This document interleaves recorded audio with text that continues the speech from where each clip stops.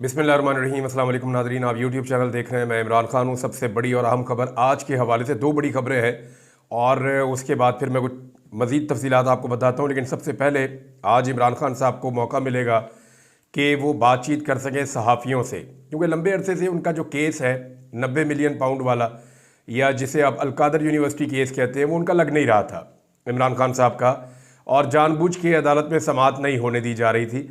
लेकिन आज अदालत में समाअत हो रही है। इमरान खान साहब बात कर सकते हैं सहाफ़ियों से। बहुत सारी चीज़ें आज सामने आने का इम्कान है। बहुत सारे लोगों को ये शक रहता है कि खबर अंदर से ठीक आ रही है या अंदर से ठीक खबर नहीं आ रही है। लेकिन जब इमरान खान साहब खुद बोलेंगे और सहाफ़ियों के सामने बात करेंगे तो फिर सारी चीज़ें सामने आ जाएंगी। ये साकिब बशीर साहब ने जो क्लेम किया, उन्होंने कहा कि 25 दिन बाद अडयाला जेल के दरवाजे कल अदालत के लिए खुलेंगे। आखिरी समाअत 3 अक्टूबर के बाद कल 28 अक्टूबर को एहतसाब अदालत 190 मिलियन पाउंड के केस की समाअत अडयाला जेल में करेगी। इस दौरान समाअतें G11 जुडिशल कम्प्लेक्स में जारी रहेंगी और पहले वहाँ पे हो रही थी। फिर कल इमरान खान की मुमकिन रद्द-ए-अमल भी जो उनका है वो सामने आ सकता है अब तक की जो सूरत हाल है उसके हवाले से। यानी अब ये आज के दिन में इमरान खान साहब की सहाफ़ियों से मुलाकात और बातचीत हो सकती है। आज के दिन की एक और बड़ी खबर यह है कि 28 तारीख है और नए चीफ जस्टिस ऑफ पाकिस्तान तमाम जजेस के साथ फुल कोर्ट इजलास में बैठने वाले हैं। ये बहुत इंपॉर्टेंट एक इवेंट हो सकता है और इसमें कुछ ऐसी डेवलपमेंट्स या खबरें ऐसी सामने आ सकती हैं जो हुकूमत या अपोजिशन के लिए चौंका देने वाली हों। बहुत मुमकिन है, यानी यहाँ से एक रास्ते का तयन हो जाएगा कि तमाम जजेस या सुप्रीम कोर्ट ऑफ पाकिस्तान अब किस तरफ आगे बढ़ना चाहती है। चंद लोगों की तरफ से दावे सामने आए हैं सहाफ़ियों की जानिब से, वो आपके सामने रख देता हूँ। लेकिन पहले आप ये देख लें कि अहम चीज़ें कौन सी। एक तो सदारती ऑर्डिनेंस वाला मामला है, वो यहाँ डिस्कस हो सकता है कि एक सदारती ऑर्डिनेंस के नतीजे में एक प्रैक्टिस एंड प्रोसीजर कमेटी के अंदर मनमानी तब्दीली की गई, फिर मनमाना बेंच बनाया गया, फिर मनमाना फैसला किया गया, फिर मनमानी आईनी तरमीम की गई। तो ये चीज़ें वहाँ डिस्कस हो सकती हैं। सदारती ऑर्डिनेंस, आईनी तरमीम, इंसानी हुकूक और सुप्रीम कोर्ट के इख्तियारात जो कम किए गए हैं 26वीं आईनी तरमीम के बाद। तो ये कुछ चीज़ें आज सामने आ सकती हैं। लेट्स सी कि वहाँ पे होता क्या है सुप्रीम कोर्ट ऑफ पाकिस्तान में। लेकिन एक बात तो क्लियर है, और वो बात क्लियर ये है कि हुकूमत की उम्मीदें पूरी हुई या नहीं हुई, यानी ये क्लियर है। ये ब्लैक एंड वाइट में अभी आपको 2-4 दिन में पता चल जाएगा और इसकी क्लैरिटी बहुत ज़रूरी है। हुकूमत के रवैये से आपको आइडिया हो जाएगा कि इनकी उम्मीदें पूरी हुई हैं या नहीं हुई हैं। लेकिन 3 जजेस में से एक जज को चुनना था, 5 होते तो 5 में से भी एक को चुनना था। ये तो मुमकिन नहीं है ना कि नवाज शरीफ साहब अपने घर से किसी बच्चे को उठा के या किसी नौजवान को उठा के वो चीफ जस्टिस ऑफ पाकिस्तान लगा दें। तो घर का बंदा तो वहाँ ला नहीं सकते थे। जो मौजूदा जजेस थे उनमें से एक जज को सुप्रीम कोर्ट ऑफ पाकिस्तान का चीफ जस्टिस बनाना था। अब 3 में से एक को बनाना था, तो उनमें से जो मोस्ट सूटेबल थे हुकूमत की नज़र में, या उनको जो पसंद आए जज साहब, पीपल्स पार्टी को, PMLN को और MQM को जो जज साहब पसंद आए वो जस्टिस याया अफरीदी थे। लेकिन याद रखिएगा वो इन तीनों में से पसंद आए थे, ये ज़रूरी नहीं है कि वो इनके पसंदीदा हों। तो अभी पता चल जाएगा कि हुकूमत की उम्मीदें पूरी हो रही हैं या हुकूमत की उम्मीदें पूरी नहीं हो रही नए चीफ जस्टिस से। हुकूमत ने इजलास भी तलब कर दिया है कौमी असम्बली का, क्योंकि देखें वहाँ पे हुकूमत की सुबकी बहुत हुई है आलमी सतह पे, पाकिस्तान के अंदर हर जगह पे। तो बिलावल ने शहबाज शरीफ से मुलाकात की, फिर हुकूमत ने फैसला किया कि वो इजलास तलब किया जाएगा ताकि वहाँ पे रोला शोरला डालें, वहाँ पे सेलिब्रेशंस करें कि जनाब हमने 26वीं आईनी तरमीम, बड़ा कोई कमाल हमने काम कर दिया है, तो हम आईनी तरमीम मजीद लेकर आएंगे। वो 27वीं आईनी तरमीम की बातें हो रही हैं। तो एक्चुअली जो चीज़ें रह गई हैं वो क्या हो सकती हैं 27वीं आईनी तरमीम में। अव्वल तो 26वीं आईनी तरमीम इनकी जान नहीं छोड़ रही। अगर काजी फ़ायद ईसा ना होते तो कभी भी 26वीं आईनी तरमीम पास ना हो सकती। ये बात बिलावल ने एतराफ़ किया है कि अगर काजी साहब सहूलतकारी ना करते तो ये कभी ना होता। अब क्या 27वीं आईनी तरमीम के लिए काजी साहब जैसी सहूलतकारी कोई करेगा? एक बड़ा सवाल है जो इस निज़ाम के सामने खड़ा है। अभी फ़ौजी अदालतें बनाने का मामला जो है वो भी है, इंसानी हुकूक का मामला है, आर्मी एक्ट में तरमीम का मामला है। तो बंदे कैसे काबू करेंगे? फजलुर रहमान साहब का मौक़िफ़ क्या होगा? ये अब पाकिस्तान तहरीक इंसाफ के लिए एक जिम्मेदारी है कि 26वीं आईनी तरमीम तो हो गई है, ना सिर्फ उसको रिवर्स करवाना है, ना सिर्फ उसको चैलेंज करना है, बल्कि 27वीं आईनी तरमीम का रास्ता भी रोकना है। और उसका सबसे आसान तरीका यह है कि अपने बंदे काबू करें। जिन बंदे के ऊपर शक है या जिन बंदों ने दावे करने के बावजूद जो लोग अभी कह रहे हैं जी हम तो गए ही नहीं थे, तो उनसे कुरान पाक पे हलफ लें, उनसे बात करें कि आप हलफ दीजिए और आप गारंटी दीजिए। और दूसरा, फजलुर रहमान साहब से बात करें, जनाब आपने धोखा दे दिया पहले, आइंदा आप धोखा मत दीजिएगा, और आपको हुकूमत ने भी धोखा दिया है। फजलुर रहमान साहब अपने मुंह से खुद एक मरतबा नहीं, उनकी जमात बार बार ये कह रही है कि जस्टिस मंसूर अली शाह साहब को चीफ जस्टिस बनाएंगे। ये वादा हुकूमत ने बार बार किया था, लेकिन आईनी तरमीम पास होने के बाद हुकूमत अपने वादे से मुकर गई और जस्टिस मंसूर अली शाह साहब को छोड़कर तीसरे नंबर के जज जस्टिस याह्या अफरीदी साहब को उन्होंने चीफ जस्टिस ऑफ पाकिस्तान बना दिया है।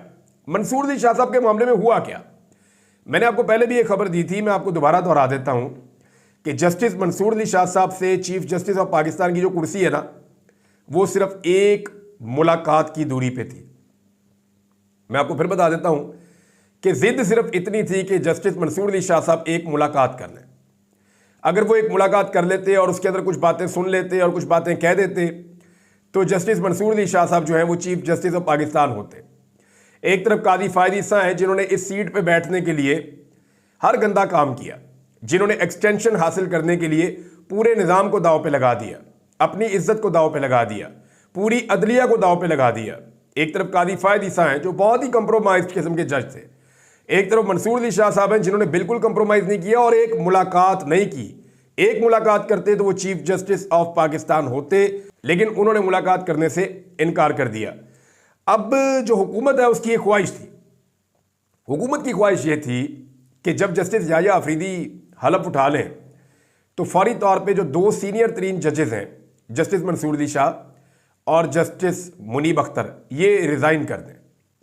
हुकूमत का ये भी अंदाज़ा था कि 2-4 ऊपर से रिज़ाइन, 2 ऊपर से आ जाएंगे, 2 नीचे से आ जाएंगे, तो 4 एक जज सुप्रीम कोर्ट ऑफ पाकिस्तान से निकल जाएंगे। छोटी मोटी बेइज्जती हमारी होगी, लेकिन अपनी मर्जी के बंदों को लाकर सुप्रीम कोर्ट में जज हम लगा देंगे। इस तरह पूरी सुप्रीम कोर्ट पे हमारा कंट्रोल हो जाएगा। लेकिन जजेस ने यहां हिम्मत से काम लिया। जस्टिस इजाजुल एहसन साहब को भी इस्तीफा नहीं देना चाहिए था, मैं पहले कह चुका हूं कई दफा। तो जजेस ने हिम्मत से काम लिया, उन्होंने इस्तीफा नहीं दिया, बल्कि वो डट कर खड़े रहे। और अब रोला ये डाला हुआ है कि जनाब सीनियरिटी का मामला पेश आ गया है, यानी अगर याह्या अफरीदी तीसरे नंबर के जज थे और वो सीनियर है, तो उनके बाद चौथा, पांचवा, छठा सीनियर ऐसे करके आना चाहिए। तो ये बात अजीबोगरीबी बात कर रहे हैं वो, यानी 2 जजेस जो सुपरसीड हो गए हैं, या वो सीनियर होने के बावजूद आपने उन्हें चीफ जस्टिस ऑफ पाकिस्तान नहीं बनाया, तो जो तीसरे नंबर वाला है तो अब उसके बाद जूनियर जो है उनके बाद चौथा, पांचवा, छठा ऐसे आएगा। भाई वो जो पहले और दूसरे नंबर पे हैं वो तो चीफ जस्टिस बन के ऊपर चले गए ना। जब वो ऊपर चले गए पहले नंबर पे, तो फिर जो पहले वाला है वो दूसरे पे है, दूसरे वाला है वो तीसरे पे है। यही ऑर्डर बनना चाहिए। यही फॉर्मूला जस्टिस आलिया नीलम को जब पंजाब में चीफ जस्टिस लगाया गया यहां लाहौर हाई कोर्ट का, तो उनकी दफा भी यही फॉर्मूला हुआ था कि पहले, दूसरे, तीसरे नंबर वाले जो हैं वो उनके फौरन बाद आ गए थे, वो नीचे से एलिवेट होकर पहले नंबर पे आ गई थी। तो यहां पे भी यही हुआ है। वहां कभी पीएमएलएन ने एतराज नहीं किया, पीपल्स पार्टी ने एतराज नहीं किया, लेकिन यहां पे एतराज कर रहे हैं। वजह सिर्फ ये है कि जजेस से इन्हें बुग़्ज़ है और ये चाहते हैं कि इन जजेस से किसी तरह जान छूट जाए। अब नए जजेस भर्ती करने की भी खबरें आ रही हैं, यानी कुछ सहाफ़ी हैं, उन्होंने ये कहा कि सुप्रीम कोर्ट ऑफ पाकिस्तान में तादाद को बढ़ाने के लिए अपने मनपसंद नए जजेस को इंडक्ट करने का हुकूमत ने फैसला किया है। वो 2-4 जज और लेकर आए ताकि जो है वो जैसे कादी साहब अकलियत में चले गए थे वो माहौल ना बने, बल्कि जजेस की अक्सरियत ऐसी होनी चाहिए सुप्रीम कोर्ट में जो हुकूमत की हामी हो। जस्टिस याह्या अफरीदी साहब के बारे में हसनात मलिक साहब ने एक दावा किया। उन्होंने कहा जी याह्या अफरीदी साहब की अपनी कोई ऐसी सोच नहीं है या उनकी अपनी कोई सिमत नहीं है कि वो इधर खड़े हैं या इधर खड़े हैं। वो देखेंगे अक्सरियती जज जिस तरफ जाएंगे, जिस तरफ इंसाफ का पलड़ा झुकेगा, वो उस तरफ चले जाएंगे। तो ऐसे में हुकूमत के लिए ज़रूरी है कि वो ज़्यादा जजेस को या ज़्यादा हमायती जजेस को सुप्रीम कोर्ट ऑफ पाकिस्तान में पहुंचाए, तो मुमकिन है कि आने वाले दिनों में मजीद जजेस को अपॉइंट किया जाए। लेकिन कादी फायद ईसा साहब को वापस लाने की भी बातें हो रही हैं सुप्रीम कोर्ट ऑफ पाकिस्तान में, तो कादी साहब वापस अब आ नहीं सकते। एक और आईनी तरमीम करेंगे तो आईनी बेंच बनेगा। आईनी तरमीम अगर करेंगे तो आईनी अदालत बनेगी ना। फिर अगर आईनी अदालत बनती है तो उसमें एक शिक रखी जाए कि जनाब हम रिटायर्ड जज को भी ला सकते हैं, तो फिर कादी साहब को ले आए, वरना नहीं ला सकते। लेकिन कुछ और आईनी ओहदों में भी देखा जा रहा है, क्योंकि कादी साहब जैसा बंदा डिलीवर करने वाला वो मिल नहीं सकता इस निज़ाम को। जिसने पूरा का पूरा बोझ अपने कांधों पे उठाया और जिसने इमरान खान के और पाकिस्तान तहरीक इंसाफ के बुग़्ज़ में हर चीज़ को तहबाला कर दिया। तो काजी साहब जैसा बंदा दोबारा इस निज़ाम को नहीं मिलेगा। तो काजी साहब को ला के लगाया कहाँ जाएगा? कुछ लोग कह रहे हैं कि जनवरी में मुद्दत मुलाजमत पूरी हो रही है जो चीफ इलेक्शन कमिश्नर है उनकी, और अगर चीफ इलेक्शन कमिश्नर चले जाते हैं तो उनकी जगह पे कादी फ़ायद ईसा साहब को भी ट्राई किया जाएगा कि उनको लाकर यहाँ पे लगाया जाए। लेकिन वो पाकिस्तान में किसी भी एक सियासी जमात के लिए कादी साहब किसी सूरत भी काबिल कबूल नहीं होंगे। ये जनाब पूरा पाकिस्तान इस बात को बड़ी अच्छी तरह जानता है। अब एक और बात है जो सिद्दीक जान साहब ने की है, ये बात बड़ी इंपॉर्टेंट है और ये बात जुड़ी है 9 मई के साथ। 9 मई के जो मुकदमात हैं वो पाकिस्तान तहरीक इंसाफ के लिए एक मुसीबत बने हुए हैं। 9 मई का नाम लेकर इस जमात को जो है वो क्रश किया गया है, इसकी क़यादत को अभी तक जेलों में रखा गया है और लोगों को इंसाफ मिल नहीं रहा। तो दो चीज़ें सुप्रीम कोर्ट ऑफ पाकिस्तान में पेंडिंग पड़ी हैं। एक जो मिलिट्री कोर्ट्स वाला मामला है, मैंने आपको बताया था कि जस्टिस याह्या अफरीदी ने आते ही जो दहशतगर्दी अदालतों के जज हैं उस हवाले से भी एक इजलास तलब किया है। नंबर 1 ये हो गया। नंबर 2, 9 मई के हवाले से सिद्दीक जान साहब ने दावा किया कि मुमकिन है कि यह मामला सुप्रीम कोर्ट ऑफ पाकिस्तान में समाअत के लिए लग जाए कि 9 मई को जो कुछ हुआ और जो मामलात हुए उस पर कोई जुडिशियल इंक्वायरी या कोई और चीज़, मुमकिन है ये चीज़ें यहाँ पे हो जाएं। मुझे लगता नहीं है, लेकिन सिद्दीक जान साहब कह रहे हैं तो इसके पीछे कोई ना कोई बात होगी। उन्होंने बहुत सारी खबरें माजी में ऐसी दी हैं जो बाद में दुरुस्त साबित हुई हैं। अब सवाल ये पैदा होता है कि माजी में कादी फ़ायद ईसा साहब ने फरमाया था कि जब हमारे पास दहशतगर्दी अदालत के जजेज हैं तो फिर हमें फौजी अदालतों की क्या ज़रूरत है।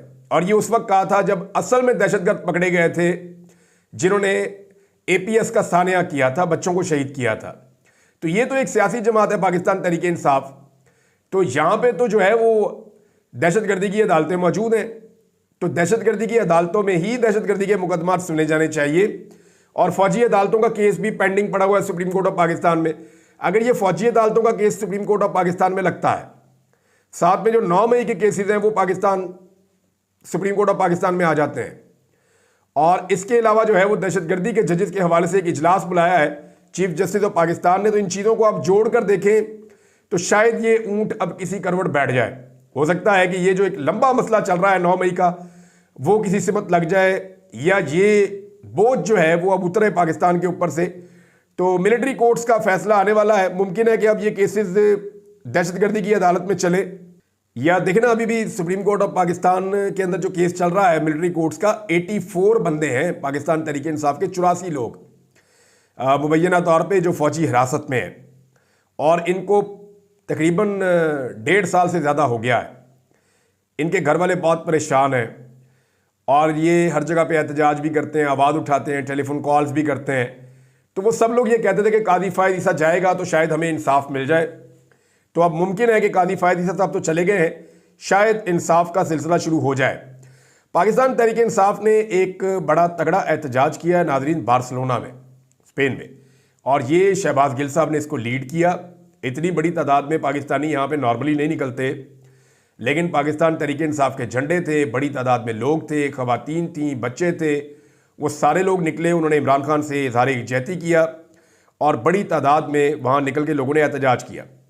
दूसरा जो एहतजाज है वो नवाज शरीफ के घर के बाहर हुआ और बड़ा टकाकर एहतजाज हुआ। बहुत बड़ी तादाद में लोग पहुँचे। उन्होंने नवाज शरीफ साहब का बेहतरीन इस्तकबाल किया कि जनाब आप तो इलेक्शन हार गए पाकिस्तान में और आप ज़बरदस्ती की हुकूमत बना के मुसल्लत हो गए वहाँ पे। तो मियाँ साहब की वहाँ पे ठीक ठाक कर दी पाकिस्तानियों ने। बड़ी मुश्किल से मियाँ साहब को जो है वो घेर घार के उनके कारकुनों ने और पुलिस वालों ने उनके घर के अंदर घुसाया। मियाँ साहब की ज़िंदगी भी एक अजीब ही चीज़ बन गई है। यानी पाकिस्तान में आते हैं तो इलेक्शन नहीं जीत सकते, पब्लिक में निकल नहीं सकते, बरतानिया में जाते हैं तो पब्लिक में निकल नहीं सकते। ये वो आदमी है जो इस मुल्क में 3 दफ़ा वज़ीर आज़म रहा। कभी सोचा नवाज शरीफ के साथ ये क्यों हुआ?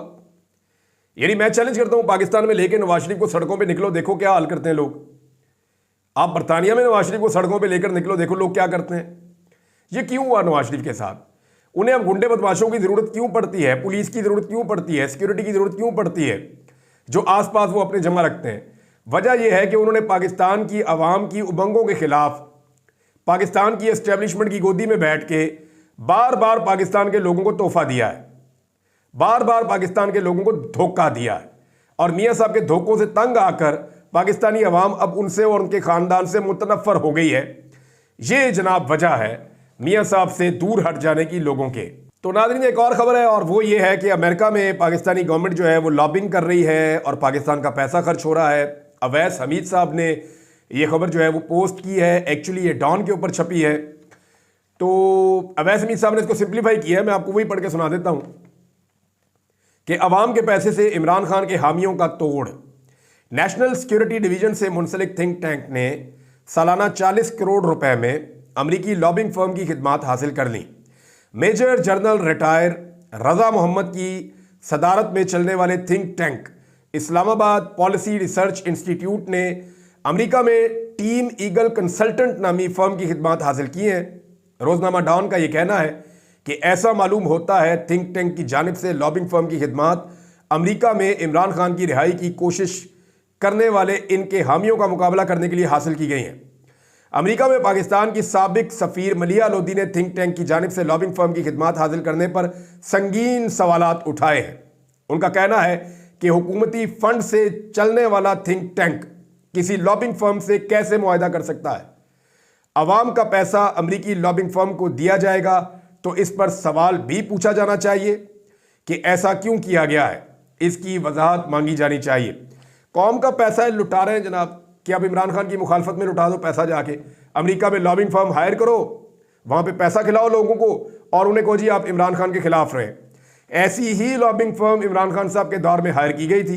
जनरल बाजवा पे इसका इल्ज़ाम था और यह कहा गया था कि हुसैन हक्कानी के साथ मिलकर उन्होंने कार्रवाई डाली और फिर इमरान खान साहब को अमेरिका में बदनाम किया गया। फिर आपने रजीम चेंज का पूरा ऑपरेशन भी देखा था। बहरहाल ये एक खबर थी, मैंने आपके साथ शेयर कर दी है। इमरान खान साहब ने कितनी मरतबा डील से इनकार किया, इसकी तफसीलात मैं आपको अगले वीलॉग में दूंगा कि बहुत दफ़ा इमरान खान साहब को डील ऑफर की गई है लेकिन इमरान खान साहब ने डील कबूल नहीं की। लेकिन एक पोस्ट जो सोशल मीडिया पे बहुत ज़्यादा वायरल है, शौकत बसरा साहब की तरफ से, मैं आपको ये पढ़ के सुना देता हूँ। शौकत बसरा साहब ने भी इसको शेयर किया था और उन्होंने 4 शक्लें लगाई हैं। 4 लोग हैं जिनके चेहरे लगाए हैं कि जनाब इन 4 लोगों को आप देख लें। ये चारों लोग जो है वो इमरान खान को गिराना चाहते थे, उसको माइनस करना चाहते थे। इसमें एक साबिक आर्मी चीफ जनरल कमर जवेद बाजवा की फ़ोटो है, इसमें एक साबिक DGISI नदीम अंजुम की फ़ोटो है, इसमें एक काजी फायज़ ईसा की फ़ोटो है साबिक चीफ जस्टिस, और इसमें एक साबिक वज़ीर आज़म नवाज शरीफ की फ़ोटो है। तो अब वो ये कहते हैं कि 4 अफराद जो इमरान खान को माइनस करना चाहते थे, चारों खुद निशाने इबरत बन गए हैं। ये जनाब शौकत बसरा साहब का ट्वीट है। अब तक के लिए इतने, अपना ख्याल रखिएगा, अपने चैनल का भी। अल्लाह हाफिज़।